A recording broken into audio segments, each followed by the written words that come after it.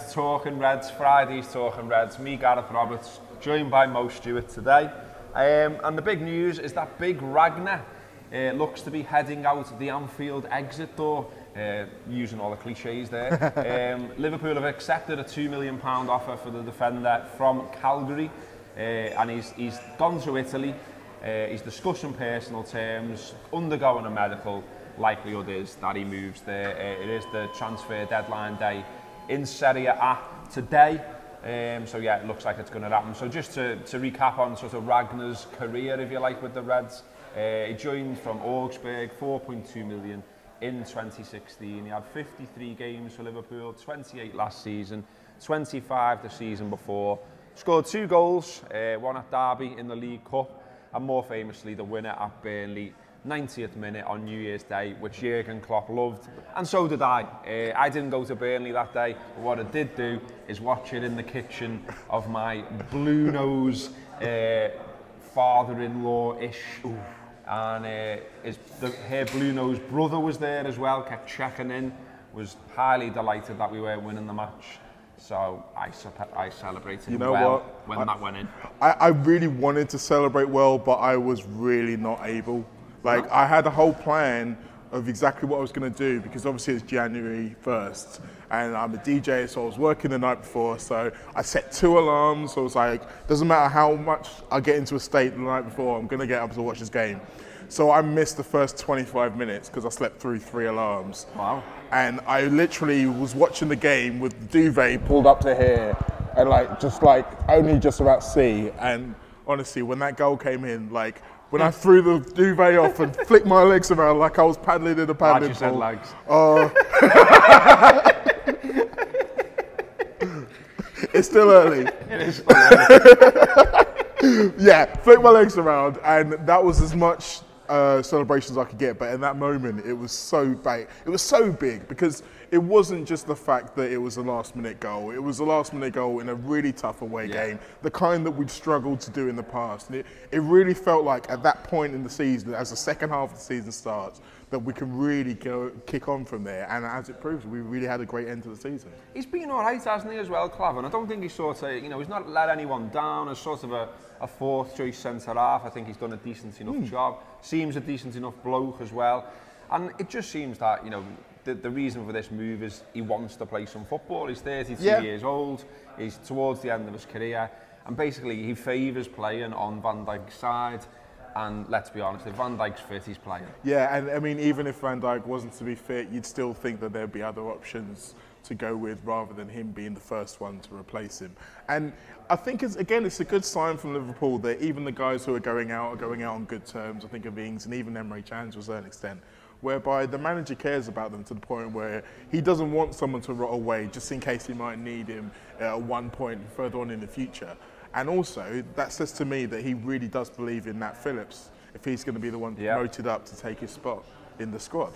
Yeah, I mean, we obviously have got Van Dijk, we've also got Joe Gomez, Lovren, Matip and Nat Phillips. Nat Phillips is, everyone just keeps saying he's only 21. Joe Gomez is only 21.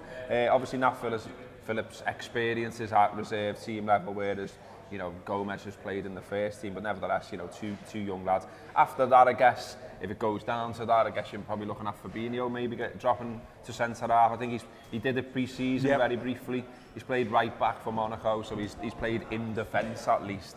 There seems to be a little bit of panic around this about, we should have just kept him. He's played that many games,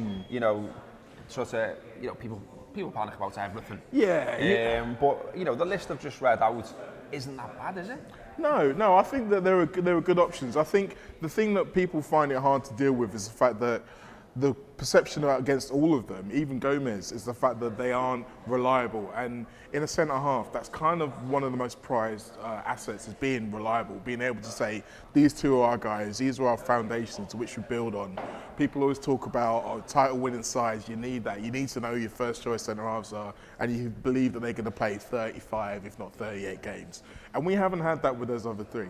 But at the same token, I think if we can just kind of manoeuvre them around enough, we've still got enough quality in that position to be able to see through the season, I reckon.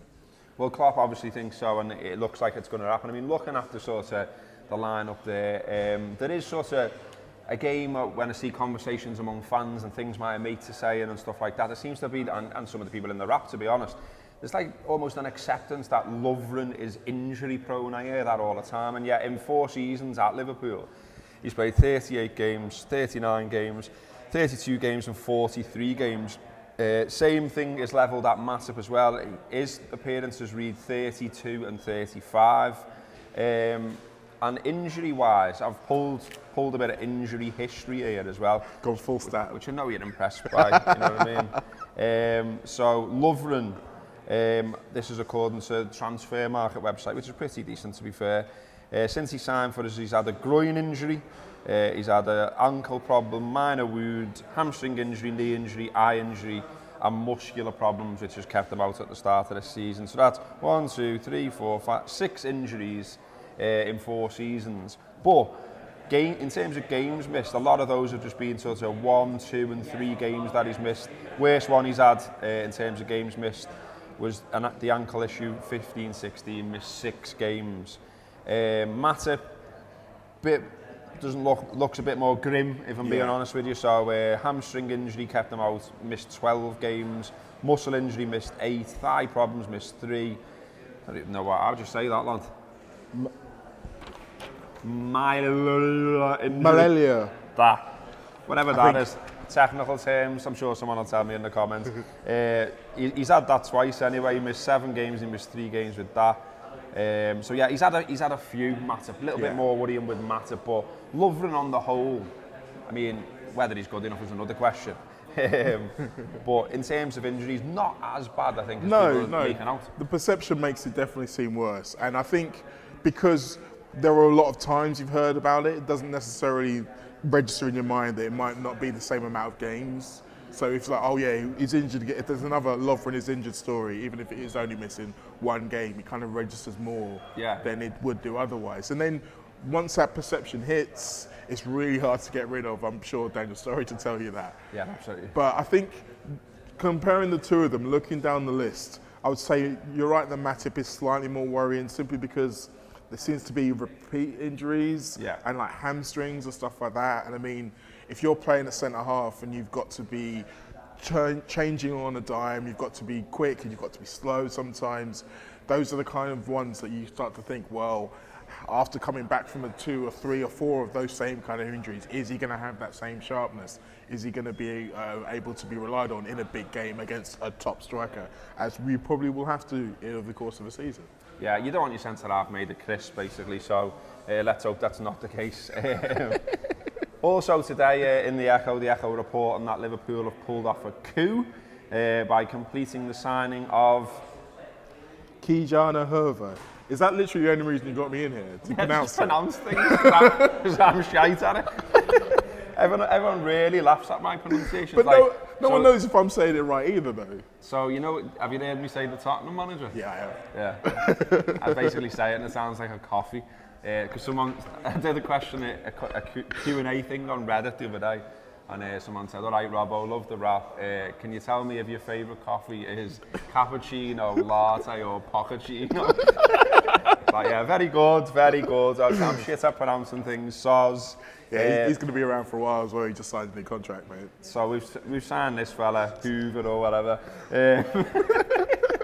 16-year-old fullback, apparently attracted interest from Chelsea, Manchester United and Manchester City. Expected that he'll play at centre-half long term. Kind of interesting, I guess, or maybe I'm reading too much in it, but kind of interesting that at the time Klavan's going out, this young lad's coming in, and you know these other clubs are being linked to him. But perhaps the sell, if you like, why Liverpool have won the race for this player, to use that parlance, is that you can say, look, there is a pathway into the first team here. We play young players. Phillips is going to get a chance. Gomez is already getting a chance. Trent's there. And he maybe looks at that and goes, yeah, Liverpool's for me. And not only plays them, but doesn't throw them to the wolves in terms of giving them one game, then yanking them out and saying, oh no, that was no good enough. What you've seen with the development of people like Trent, even someone like Solanke as well, is that you can tell that the manager's not only looking at what's good for the team in that moment, but what's good for them in the long term. So if he thinks that they'll benefit from having a couple of games, or a couple of games in the squad, maybe one off the bench, one in the team, or if they'll benefit from just having a couple of months out of it, then that's the way it will do. And as much as the players think, oh yeah, I'm going to get in the team, I think when you've got the parents of these kids, they're really thinking about the bigger picture and the well-being of their lads and what happens to them if they don't make it for football, and what kind of impact it can have. And I think that if you look at some of the attitude and the application of some of the guys who are coming through, like the likes of Ryan Brewster, the likes of Trent, then there's so much to love about being here in our environment. I think that's probably going to start playing a part as well. Yeah, I mean, it's interesting generally as well. Some of the, the recruitments have started again, it feels like, of getting some of these younger lads in. Obviously stopped for a while because there was the transfer ban. But also it seemed like maybe they didn't really know what they were doing with it for a while, because, I mean, previously you'd seen them pay big fees for the likes of Sterling and things like that. That seemed to go by the wayside, but, now you've got this lad's come, you've got Bobby Duncan who signed, who's got the scousest name ever. You've got Camacho and stuff like that coming through as well. So, I mean, I've seen a piece in the week as well that it was basically saying it's a big positive for the young lads that Linders is now, so high up in the ranking in terms of the coaching staff, because he's a big believer of playing the kids as well. Plus, he knows the academy, he knows how that works, he's been involved there. So, you'd expect this to continue, wouldn't it, this pathway to the first? Joined up long-term thinking is what we all benefit from. Yeah. And it looks like at every level in the club they've cottoned onto this, from the making us all together in terms of Melwood and Kirby, to the, like you say, having Pep Linders who's come from one to the other. All these little things start to add up, and start to think that maybe 5-10 years down the line, we're really going to start to see the benefit of all this. Let's hope so. Well, if you're interested in that side of the club, in the under-23s, the under-18s, Kirby, the academy, that kind of thing, we recorded the show this week with Andy Kelly hosting, Glenn Price on there as well. I think it was Gibbo and Rob Gutman, and they had a big chat about sort of the state of the youth team, about the kids who are playing, who you should look out for, who's good, who can make the breakthrough next, that kind of thing. So that is on Tour Player this week, part of the podcast package, £5 a month. Stuff out there today as well. The Weekenders out there, which is our new free podcast at the weekend now. We always used to put the Radio City Talk show out as the free one, but now the Weekender is the free one. It's a good way to get a taste of the Anfield rap. It's one of the best shows we do as well. Previews the weekend, as the title suggests. And I know Neil puts a lot of work into that one and is proud of that one, rightly so. So give that a listen. There's also going to be a team talk show today where we'll basically watch Jurgen Klopp's press conference and then have a chat about it afterwards. The City Talk show that I mentioned will still be out there. It'll be on the radio at 6:30 p.m. tonight. And also today, the new preview show, the video, will be out there. We recorded that last night. It was myself, Melissa Reddy and Rob Gutman. We've also got a couple of interesting inserts in that. Neil's back with his tactics board, which is going down really well. But also as well, we've spoken to a Crystal Palace fan about the culture around the club, about where you should go for a bevy, about what you should know about Selhurst Park and all the rest of it. So I felt like it was a good show. It'd be great if you watched it. Did he mention it's a Bermuda Triangle?